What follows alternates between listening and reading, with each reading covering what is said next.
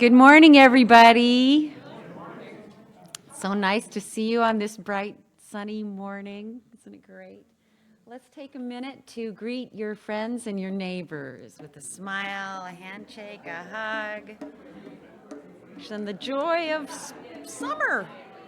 Summer's here, pretty much. Kind of. I guess not really. Hi, Tom.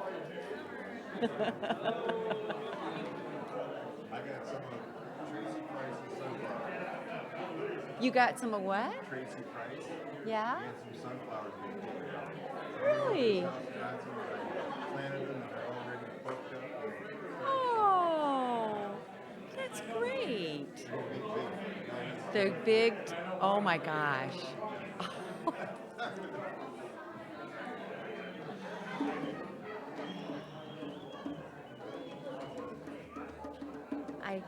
I planted some biennial flowers last.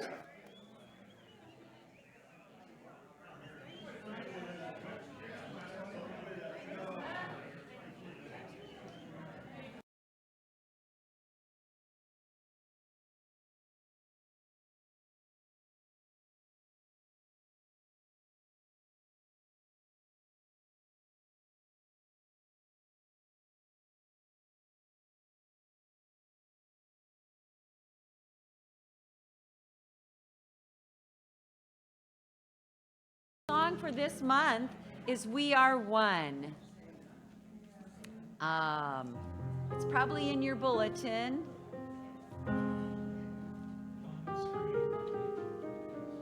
There it is. It's over here. Okay.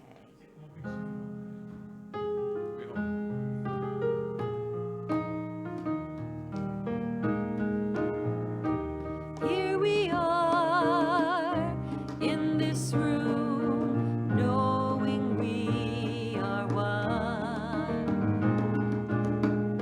Together we will always be messengers of love. Wherever we go in peace. Wherever we go in love. Wherever we go, we are one. Wherever we go in peace. Wherever we go in love. Wherever we go, we are one. Here we are in this room, knowing we are one. Together we will always be messengers of love. Wherever we go in peace. Wherever we go in love. Wherever we go, we are one. Wherever we go in peace. Wherever we go in love. Wherever we go, we are one. Wherever we go in peace. Wherever we go in love. Wherever we go, we are one. Wherever we go in peace. Wherever we go in love. Wherever we go, we are one.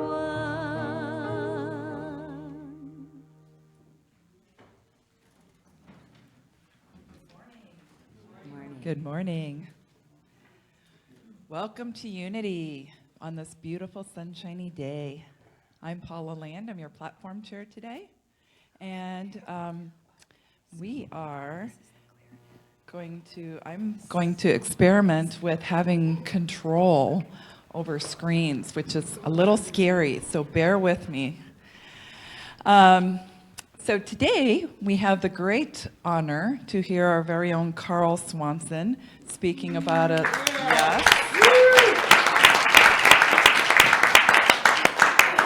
He will be speaking about unity. What's it all about?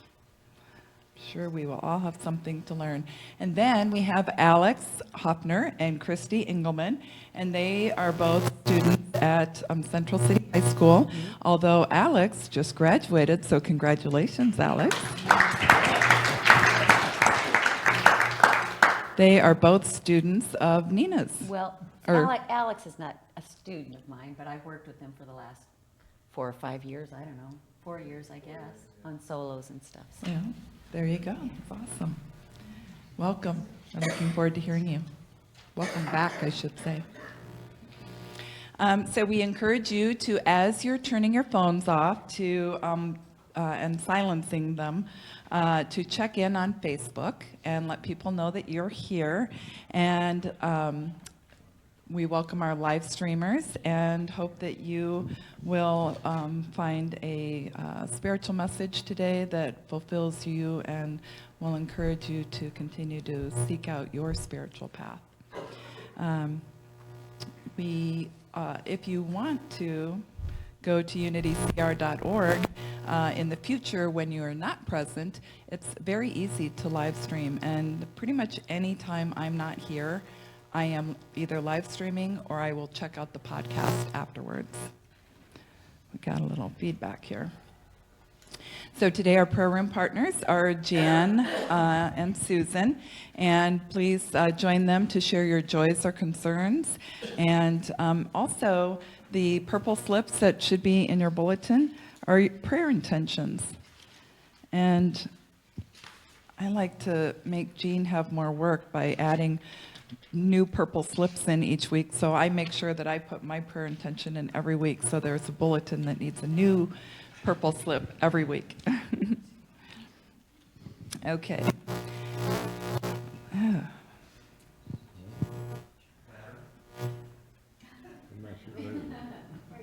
Okay.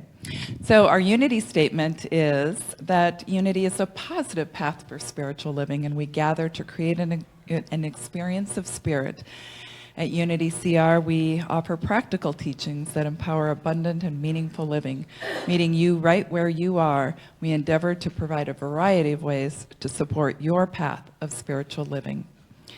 I told them when we went to this screen thing that usually when I would read it, I would kind of change up the words kind of every now and then, so I wouldn't read it verbatim. Now I've got to do it right. Okay, but you would forgive me anyway. So our ministries this month are media and audio teams. So thank you to the media team who is providing this lovely live stream and then put it in the podcast so that it can be viewed later. Our team leads on that are Lisa Klosterman and Edwin Lindeman, with Greg McGaffick and Polly Friend as their support team. And then, so if you are interested in serving on this team, you can see any one of the team members, and they would be happy to train you on how to do all this cool stuff.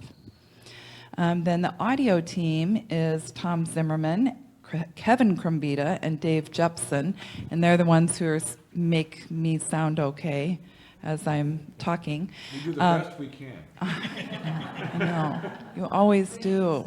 We know that you're always doing the best you can. So again, if you are interested in serving, I'm sure that they would love to welcome another person into their weekly rotation, since when you think there's really 3 people, so that probably cycles around pretty quickly.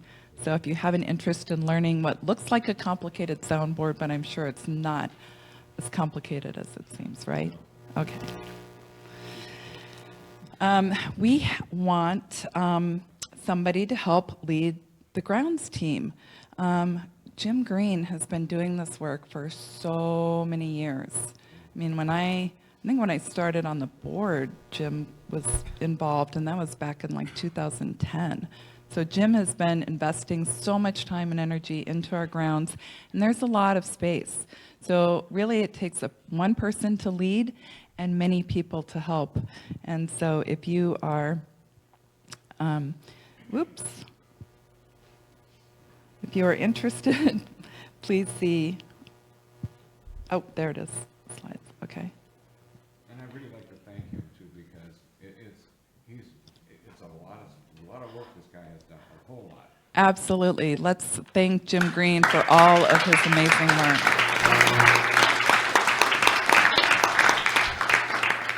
There's been times when I've come not on a Sunday, and I'll be like, well, there's Jim. He's digging a hole, or he's planting something, or cutting some weeds, or whatever. So there's lots involved in that. Did I lose control? No, it's okay. I think I lost control. Okay. We, this morning, I joined Jan and Susan for a while in a nice class going through the 4 spiritual laws of prosperity. And wow, some really interesting discussion and thinking about how we demonstrate the law of circulation in our lives. There are still 2 classes, even though we're getting kind of midway into the book. It's not too late. It's pretty easy to pick up, kind of step in and join in. So join Jan and Susan the next 2 Sundays before service. This keeps. And then, speaking of Jan and Susan, Susan has asked me to share with you that Unity Cedar Rapids will have a booth at the Cedar Rapids Pride Fest on July 6th. And we will be there from 11 to 4. So that's like 5 hours. So it'd be great if we had lots of people signing up so we could do shifts. And if you would like more information, see Jan and Susan. But I know I was there briefly last year or the year before, and lots of people and interest. So let's show our unity pride by attending Cedar Rapids Pride Fest and help. Oh, it's at Newbo, at the Newbo Market. Huge event, lots of fun. So you can go help, and then you can go take a look around at all the other things that there is to do.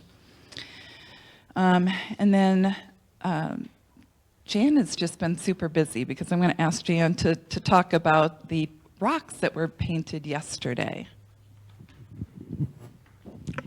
So when you leave service, there are painted rocks out there in the foyer, and I encourage you, these are kindness rocks, encourage you to take one that you can leave on wherever you go walking, for a surprise for someone, and also to take one and put it in our gardens around UnityCR, and be sure that you put it in garden spaces, like there's one behind the chapel and then those in front, but not just out in the grass somewhere where the mower is going to find it.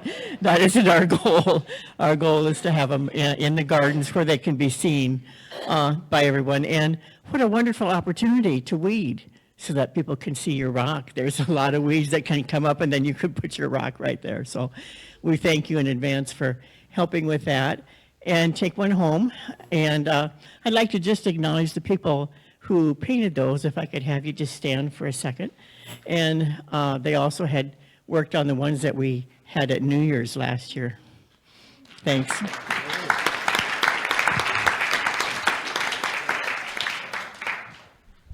What a fun way to spread some of our creativity and love throughout our gardens. Yeah. So there is a panel discussion, not this Tuesday, but the following Tuesday, called Who is God? And this is an interreligious council event, but it is happening right here at UnityCR at 6:30 on Tuesday the 18th. So it's really looking at how different faiths, traditions see God, and those faith traditions that don't have a concept of God. I think we heard from the humanist speaker Alan Deal maybe last year or so, and it was just so interesting to see and to hear different ideas about God or agnostic views as well. So come and listen. And now it is time to say our invocation together. So this is on the right-hand side of your bulletin if you do not know it, but I invite you to also look up at the screen. So together, there is only one presence and one power in my life and in the universe, God the good, omnipotent. And now I invite you to close your eyes, to get comfortable in your seat, to take a deep breath, breathing the breath of God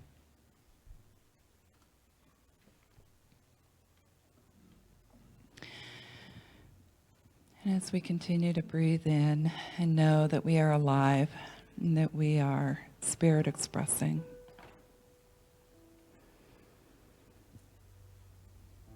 we draw our attention to our heart space and we allow ourselves to open up, to be receptive to all the love and good of God. Knowing that any love that comes our way is of God. And we welcome that into our lives, into our hearts, into our minds, knowing we are all one.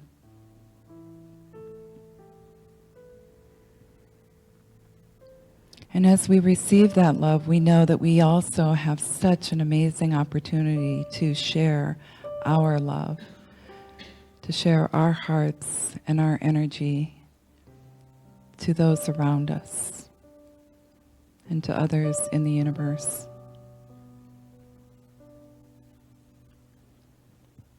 We never know for sure where that good will stop or land for a moment, because it is ever flowing and ongoing.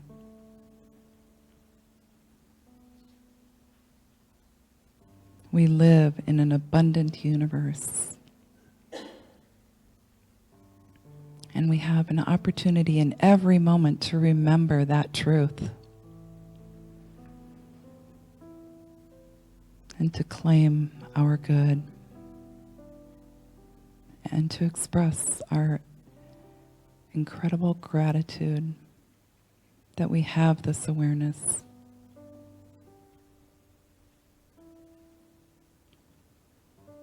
And for this knowing and for this truth, we are so grateful.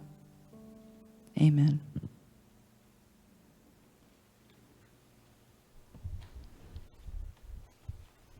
Speaking of gratitude, the prayer continues with our daily word. I am grateful and wonderfully blessed.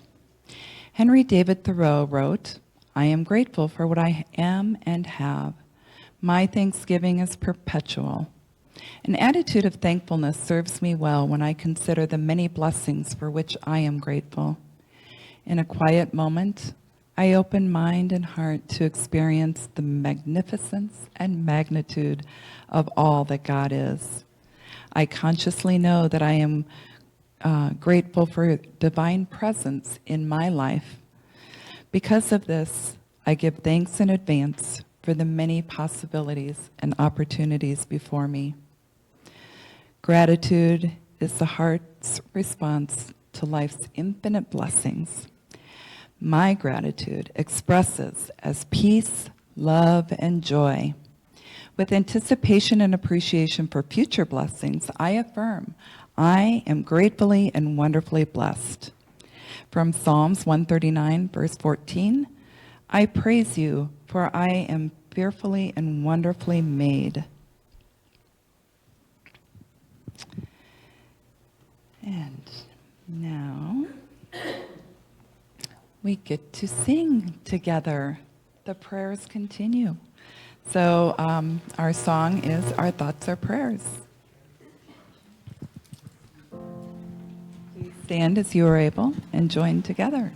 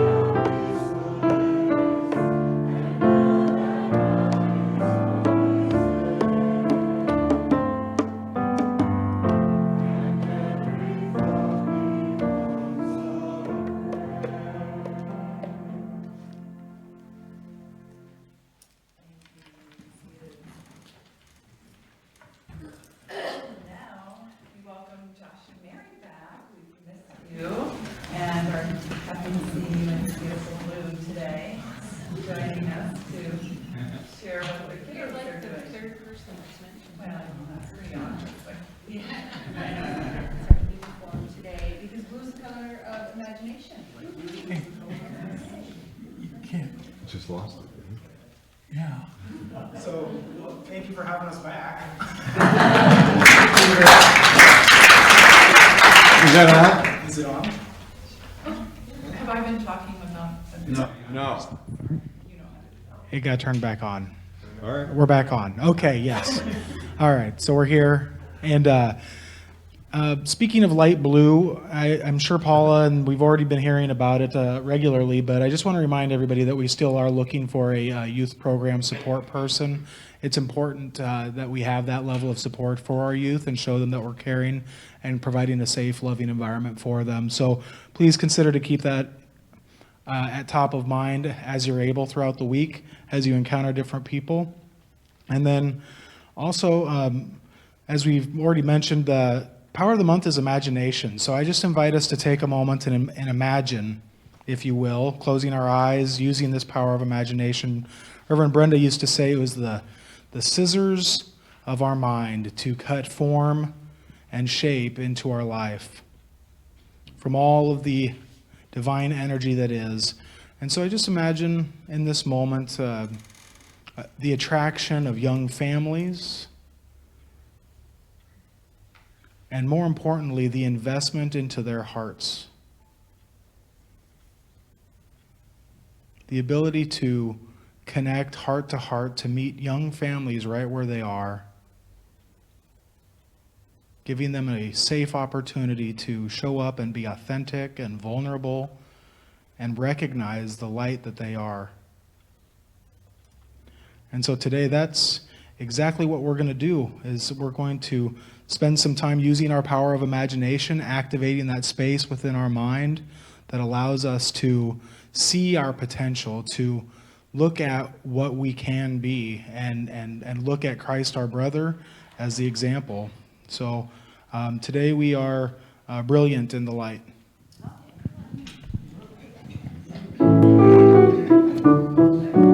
We are brilliant in the light, in the light, in the light. We are brilliant in the light, in the light of God. In the light, in the light, in the light, in the light, in the light, in the light, in the light of God. And now we welcome Alex Hoffner and Christy Engelman to perform for us. It's just Alex right now. Oh, Alex, He's okay. going to play a clarinet solo called The Swan.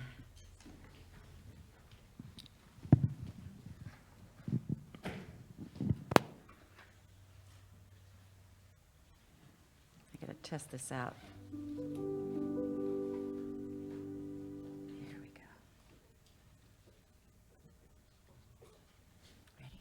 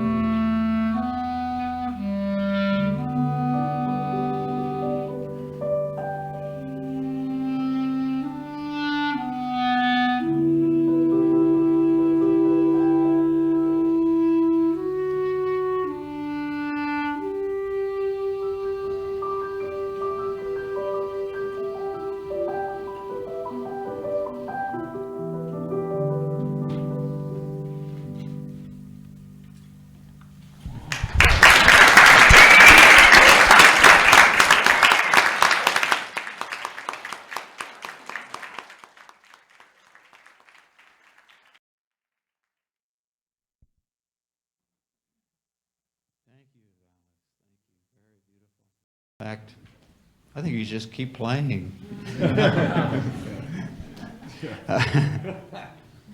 Welcome and blessings to all. I just love this spring time of year when everything is growing and green and the flowers are so beautiful and the birds are singing. Just love it. So, what is unity? When I was first introduced to unity, I was first introduced to unity when I became friends with a lovely young lady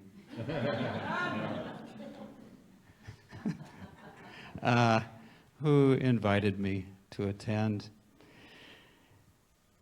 And, okay, I'm already off script here. Thank you, Nina.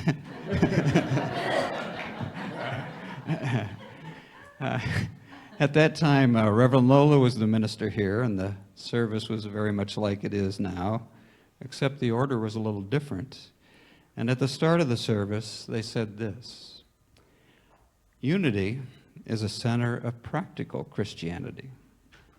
We believe in the teachings of Jesus as portrayed in the Bible.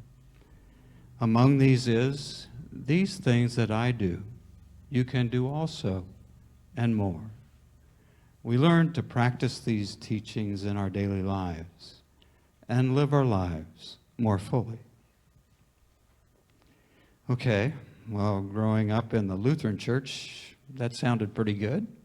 I thought, safe. Except I wasn't clear on what practical Christianity meant, but at least they were talking about Jesus. So. Also different was at that time, before the talk, they would have the meditation. Well, I'd never experienced meditation before, but it quickly became one of the most favorite parts of the service, a time to sit quietly and be. For my talk today, I'm going to refer mostly to the writings of Eric Butterworth, who was a Unity minister in New York City and conducted Unity services at Avery Fisher Hall and Lincoln Center. With some additional thoughts from Emily Cady and Charles Fillmore. But most of it will be coming from Unity, A Quest for Truth, which is available in the bookstore.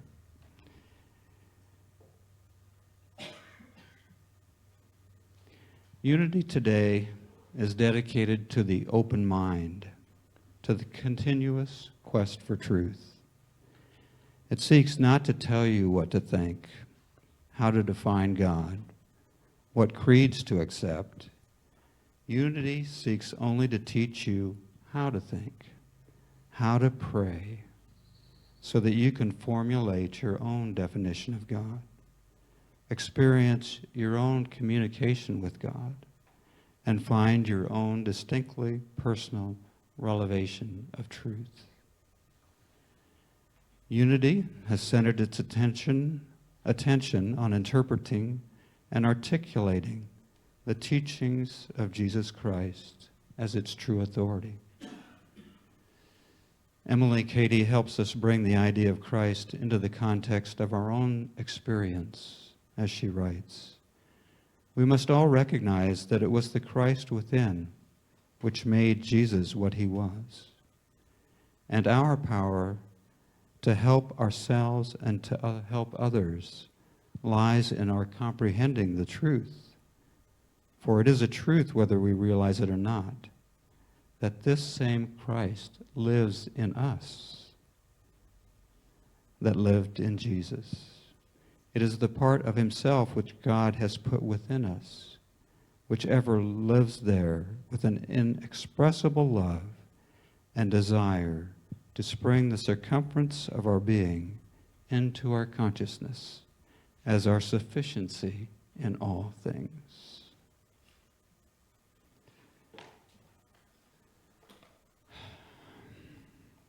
We are constantly making ourselves what we are. Unity reveals that our lives and affairs are completely influenced and shaped by the character of our thinking. That a person is not limited by God's will or by hereditary environment or fate or circumstance, but by his or her own dominant state of mind. One of Unity's finest writers, Imelda Shanklin, says, "Your mind is your world. Your thoughts are the tools which carve your life story on the substance of the universe. When you rule your mind, you rule the world. When you choose your thoughts, you choose results. Your life is what you think. Think straight, and life will become straight for you." Someone might say, but this is some strange notion of psychology or metaphysics. How do I know it is the truth? If thought is so important, why doesn't the Bible teach the power of constructive thinking? That's just the point. The Bible teaches little else but this. It is not until we catch this underlying theme that the Bible begins to make sense. Throughout the entire Old Testament, the historical sequence, the teaching of the prophets, and the beauty of the Psalms, we find that the intimation of that which Proverbs expresses tersely, "For as he thinketh in his heart, so is he." Through parable and direct teaching, Jesus stresses the importance of thought. Whatever a man sows in thought, that will he also reap in his affairs. Jesus realized that the mind is the bridge between us, the infinite, the finite, and the infinite, and that even more than fervency and feeling in religion, the important element is our thoughts and attitudes. He said, "A man's foes will be those in his own household." Jesus meant the thoughts of his own mind. And Paul gives the reason of all religion when he says, "Do not be conformed to this world, but be transformed by the renewal of your mind." In his parables of the householder and the wise and unjust stewards, Jesus points to the truth that each person is ruler in the realm of mind, the master of his or her thoughts. Individuals may not be good masters, but they are masters. You cannot relinquish that responsibility. You may not have much power over or authority in the world about you, and you may not be able to change or influence things to any great extent. But you have complete authority over what you think about these things.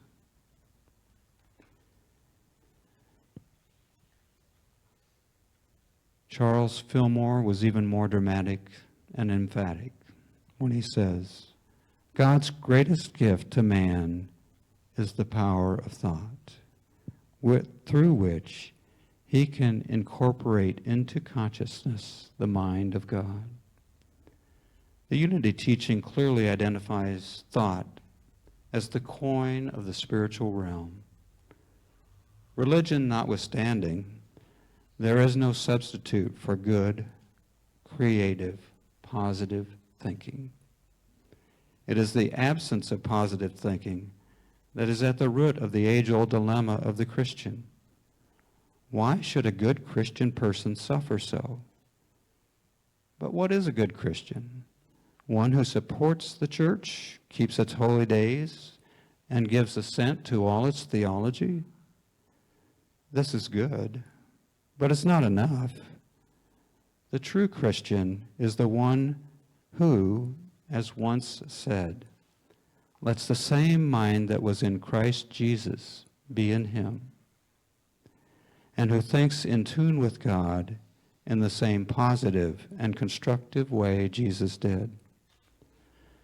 The purpose of the Christian church is not to make you a convert to a particular creed and a member of a particular organization.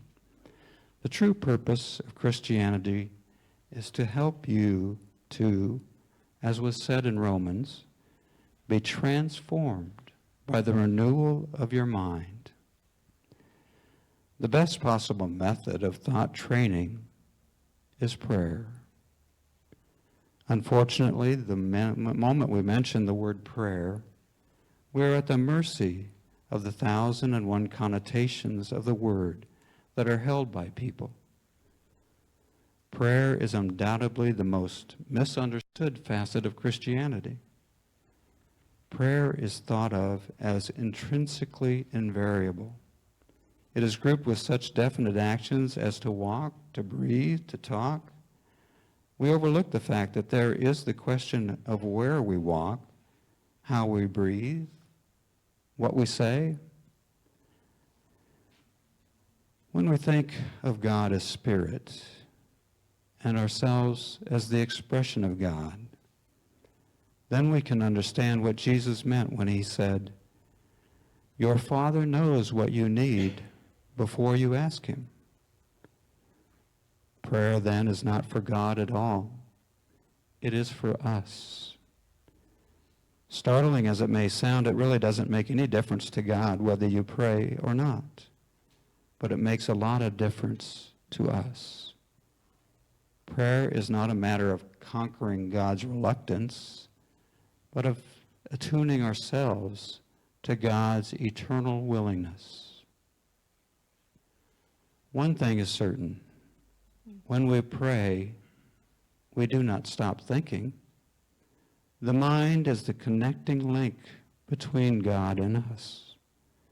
If prayer is anything, it is high-level creative thinking. Emerson says, prayer is the contemplation of the facts of life from the highest point of view. All the powers of heaven and earth cannot help us unless they help us to change or control our thought. For as you think in your heart, that is what you are.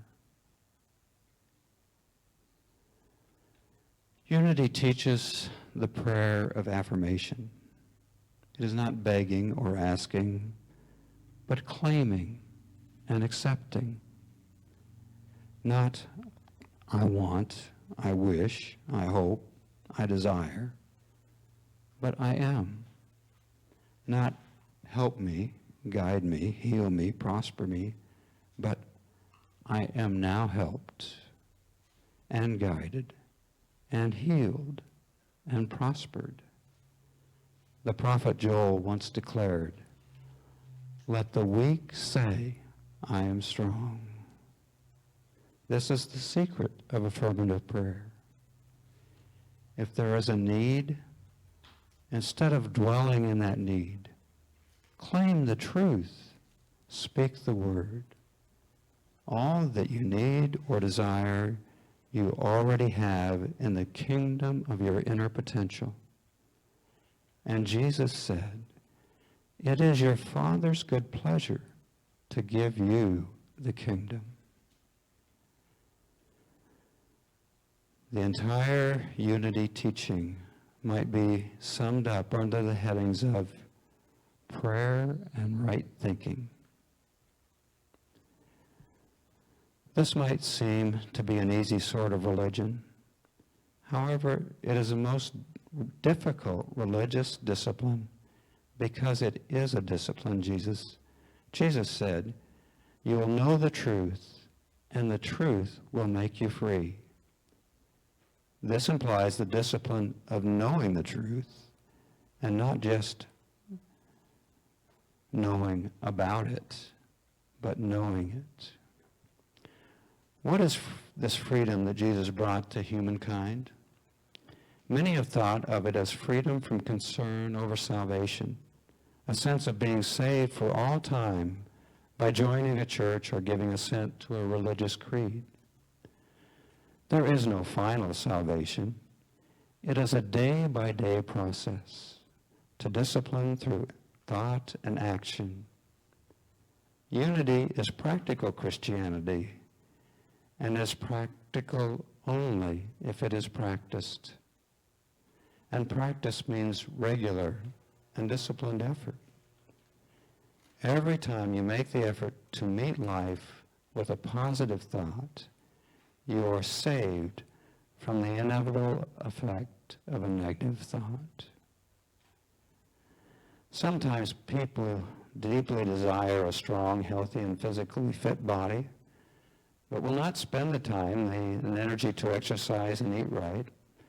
Instead, they overeat, drink to excess, and smoke, only wishing for total physical health.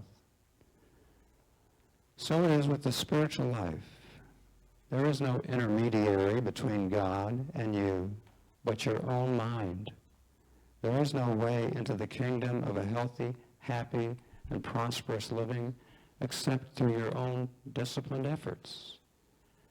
Unity presents workable techniques in the demonstration of Jesus' teachings, but they will require faithful and disciplined practice. Reading Unity books or attending Unity lectures will not create for you any that intangible something called consciousness, any more than reading a book about God will make you a good golfer. How much time should one spend in the practice of the presence of God? All the time. The law is, you are what you think. We are constantly thinking, and our thoughts are constantly influencing our lives, for good or ill.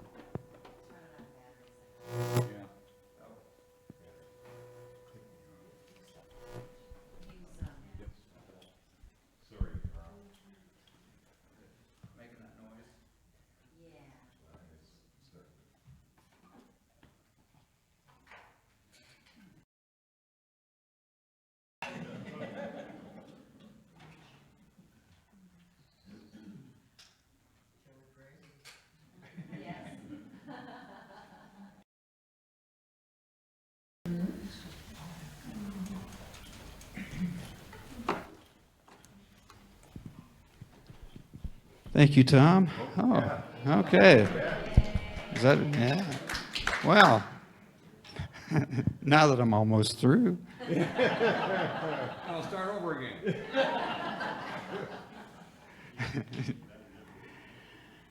So let's go through this last paragraph again here. How much time should one spend in the practice of the presence of God? All the time. The law is, you are what you think. We are constantly thinking, and our thoughts are constantly influencing our lives for good or ill. You can't help but think because you are a thinking being. You might as well learn to think right, and right thinking is prayer. Become a positive thinker and pray constantly. And so it is. Let's take that into meditation.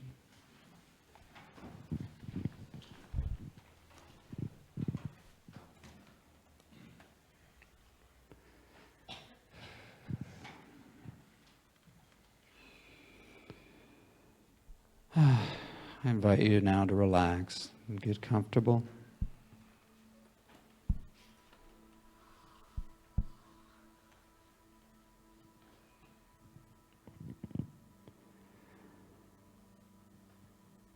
And as we go into meditation,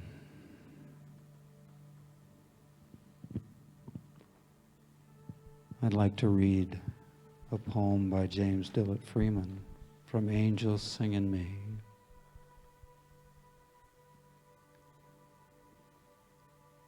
If thoughts had shapes like things, I wonder what they'd be. Would wonder not be wings, and reverie a sea? If hope looked like a seed, would lilies grow for grace? Would worry be a weed, despair or a barren space? Would thoughts of truth not find a rainbow's radiant form? And would not peace of mind be sunlight after storm?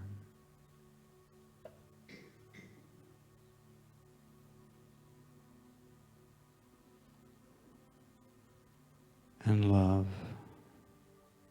what shape would love show?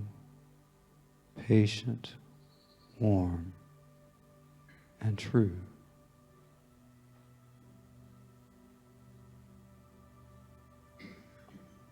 All you I love, I know that love would look like you.